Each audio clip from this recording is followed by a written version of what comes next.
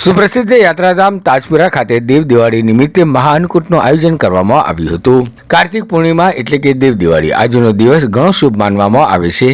ત્યારે હાલોલ તાલુકામાં પાવાગઢની તળેટીમાં આવેલ શ્રી નારાયણ ધામ તાજપુરા ખાતે દેવ દિવાળી નિમિત્તે મહાઅન્નકૂટનું આયોજન કરવામાં આવ્યું હતું, જેમાં મોટી સંખ્યામાં નારાયણ ભક્તો આ દર્શનનો લાભ લેવા ઉમટી પડ્યા હતા।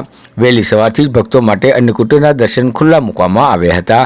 ત્યારે આસપાસના વિસ્તારના સહિતના રાજ્યોમાંથી આવતા ભક્તો દ્વારા શ્રી પરમ પૂજ્ય નારાયણ બાપુના ધામમાં અન્નકૂટના દર્શન કરી શીશ ઝુકાવી ધન્યતા અનુભવી હતી।